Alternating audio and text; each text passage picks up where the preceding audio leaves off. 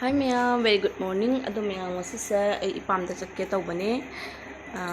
Mama pabung unadaba kuire sajibu matam su oye na ko ma'am aduga akhoi nanawsu suti thorai ado ma unaruge. Ado ma'am video se mathang jengminasi keke tawba. Sai ma'am phi khara pubire.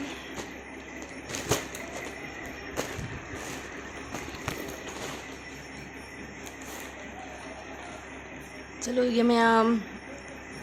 jum jawraga lambida da sa keke tawbado ma'am da so dum share tawke ba ko. Ado ay sajibu matamna dum koinai dana hanadi aduna aisu koining na ko mama pabung su unadaba kuire aduga nanaw su dum lakpaduga tanja sanare sajibu matam ga oire na chatpani ai su suti phangba de nanaw gi su suti lakpani na de mya chatlu hi ge laiti buwan hangin amuk ju chapai du ma halim ya sala nang ada chom ka kariga asuma to karong di dukan ro hang tu sini yang tin bangun ini dia ne godi chai tinga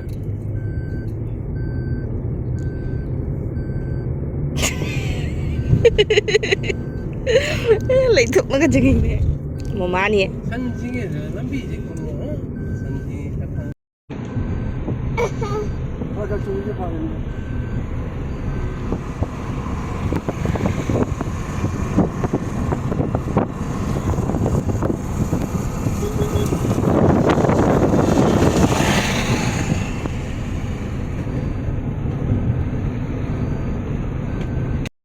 Coba kira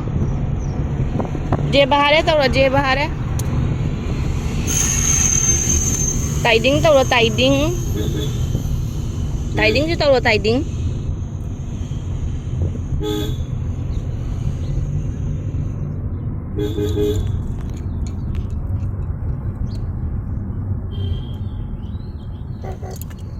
aji kan nga aji kang Jik town dani ma'am nong chu thara e khara chamacha taba hore ba ko jamate katang tae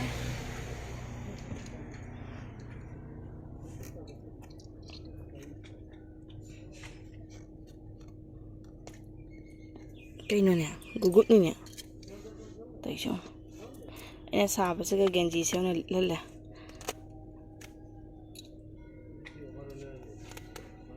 kadai nang da lo tho ke ro mama lo tho ke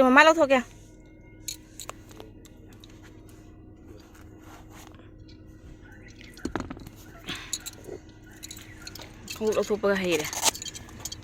thar ga ching thoi upuran ren do wai jorom dai dop si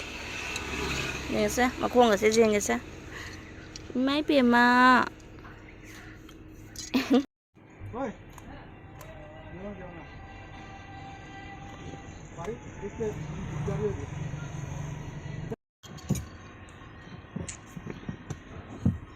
ne bet tung bây giờ rồi nâng clip cái lần xem mẹ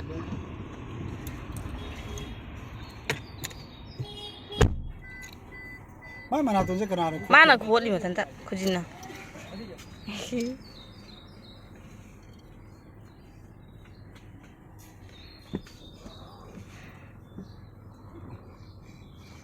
chom ma sa je chom ma pe chu lei da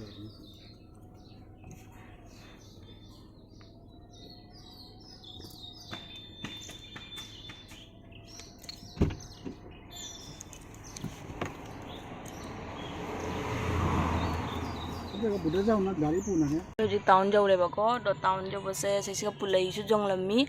atu ka thangjing su jo leba ko, ado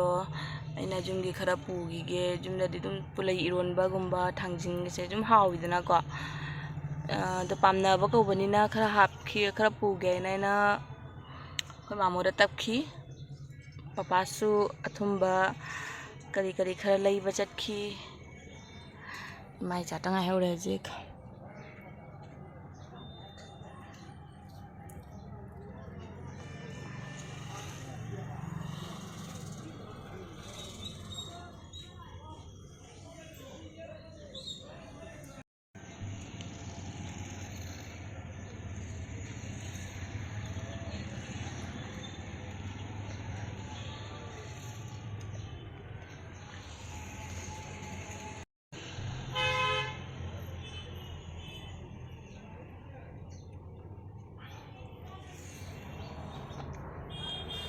Cứ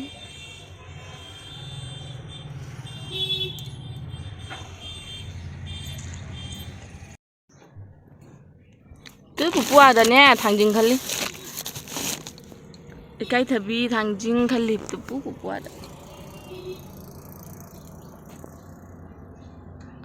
Bây giờ mấy con ta cái hành trang là bị sẽ hao hao bắp phăng nhiều bà có bazar đó đi tao đó. Jadi cái thằng Jing đôi pulai, aduga haju papa cái thằng bi lagu baca ki, atau mau di Singapore ame.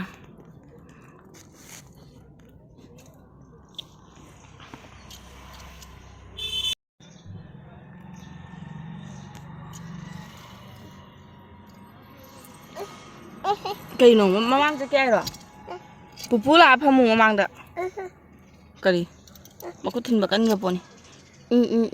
Ito pupu lại. Asina mayam ako inama tombi do mo thonga lala sa kani ado mo onda su achapot khara piram ge na packing to pani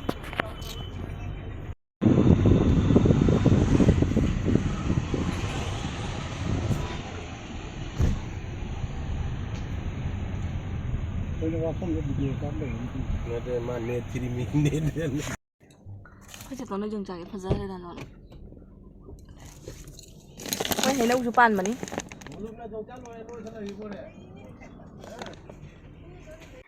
tuga mayam akhoi inama tombi gi moi jongchak se jam na hajik marum jangkhlak patangai le bako atu to mana cha bagi happy re sunai jum gi su ko ipam gi su khara ma hape e duga koi lawat gi su khara ma hape e sar ko ani thokna bi re adu mayam chanu pi se ma se mamang da phamge na koi ko bo ka pham khare bako mamang da ado mana mamo se gari thoba se uba se ga ingak ngak na kya munna ji nokning mana mai masak to raga ado phajatra chapagan se edi uba ka dum ngaure phajabna lore lambi su yam pharamina ko chapagan ga se lam ngan na phajabda oire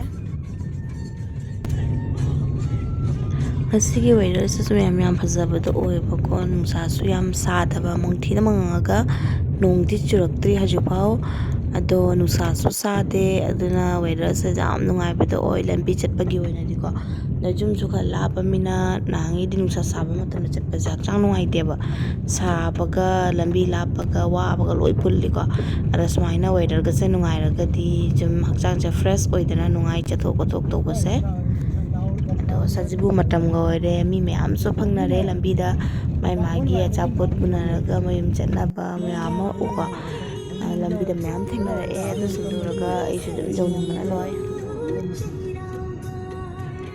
yum da ge su mayam phone se mayam lak tawra e mama pabung ina koina naw ina chichi ina ko kai yo ba ge na oi su uninge ngonda adu mayam eu se bu jawra ba ko koina naw ning changai mana hana siga leiningai matamda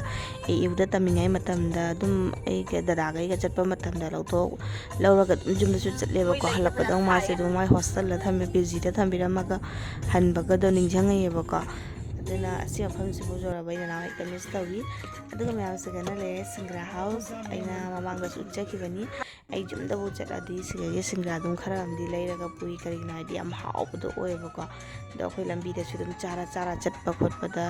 khangde asi singra sina khara hygienic oi bra khangde do hau so ba plus masa yam nana sembani na ai won da di siam hau za bu do oi atopa mapan gi pot chei chaba di damak ngam jaga su ko asi singra si di ai dum haina bu do oi yam hau bu do oi maning da su magi happy ba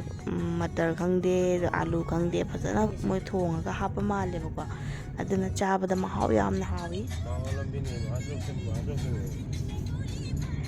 adum yam akoi zo ji jum jau dore 30 minutes muk wa la roi 30 minutes ka phara roi da 20 minutes muk wa li jum jau rani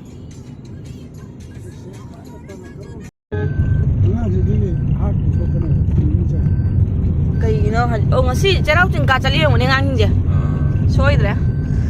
Aduni ngasi je ma lesu.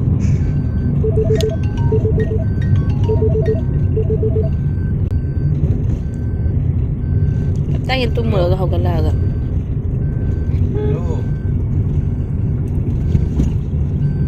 Cái sao? À. Wow, hay chứ cái sao xe. 따라 따라 먹자. 아이는 러우레는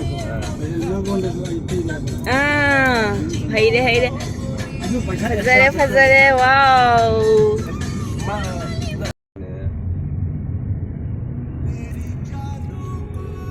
저거 셔 까나래.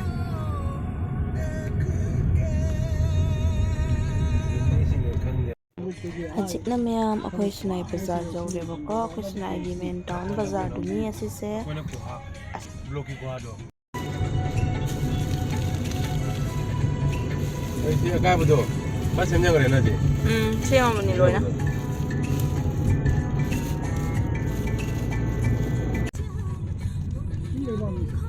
fazaya mafamse jengboda fazabana 멍티 멍ꯕ스가 mayam phajade yong asang base pat sigi machu se pa sangare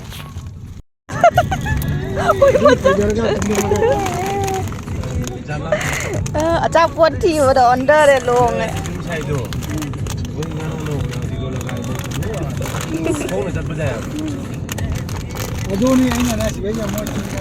siga hapchalu chiche acha pot ni ne 농가 가이가 동안 동안에 선거 아니나 카리 파우기요 뭐 dosi photocopy ge sajibu ge khoi group photo kap temi beautiful photo ante video ni che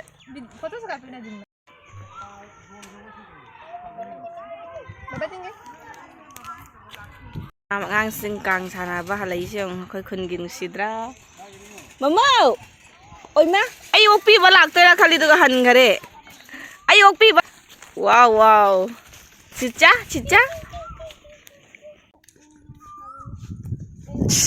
la ni 한친 장가리 Mama hoji tay nè. nang thabo Sao bây giờ nè? Jelly sipi wai bây giờ. 하잖아 어 임마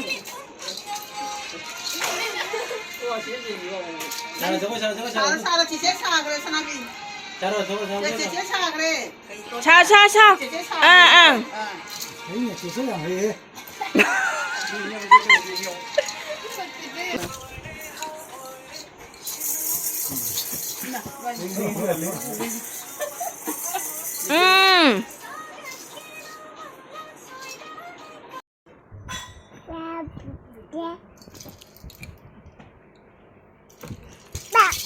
그치 더 하가자 비호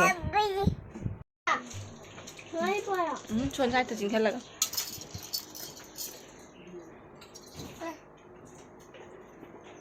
Nói coi nè. chuan thế Anh đó.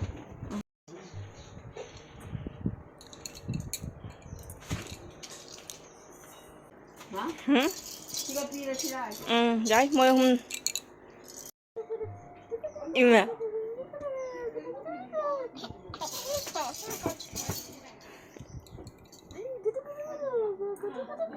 là nó mà không đấy cái tao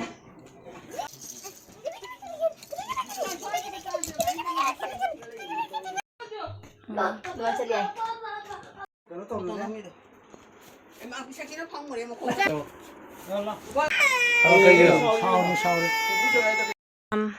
akhoi mà bộ cây gấu cỏ đây mà mansi mansi oi da cha potin ba chalu ge mà cái ga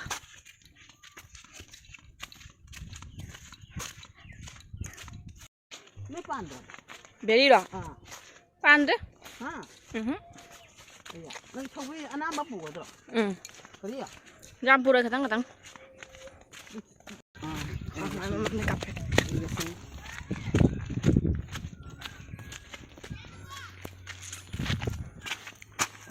간지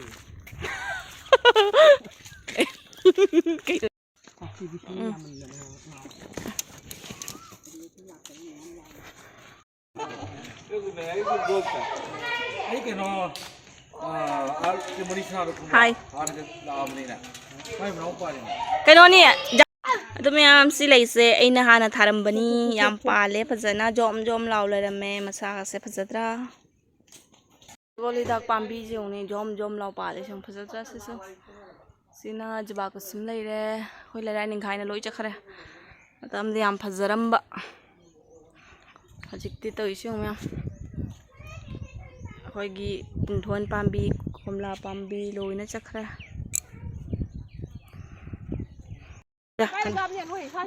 ꯆꯥꯗ ꯑꯣ ꯎꯅꯔꯣ ꯐꯔꯦ ꯐꯔꯦ 나누지 프리면 이러면 되니 주문 다음 되니 pabung laknaba hoi hoi 나누는 말한 거랑 나는 잠깐이야. 그래 나 가리 마셔도 또 nungaiye 바보 바이 바이 flying kiss flying kiss bye bye bye bye mom 언제 해오래 mama bye bye bye Bye bye chalo kya bye bye. 제 나누 바 사부누 바 nanu cái này 아이 나누 바이 떠로 này rồi 아이 바이 떠로 nè bye bye Bye bye. Bye bye. हे नाका हे bye bye जाने जाने जाने.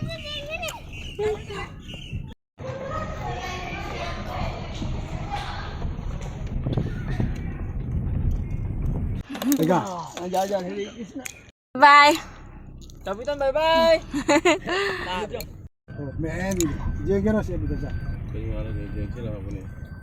ना प्रेम में. पता है कि गांव में से cái bora đôi cái nó kia bora cả anh wa adumiyam aigi ipam chatlubada hapakpa phising ne ba ko asisidi mi akhoi na naw ne ngonda pirak pani akhoi na naw na mana porok pane ba ko ma sajibu tholok pada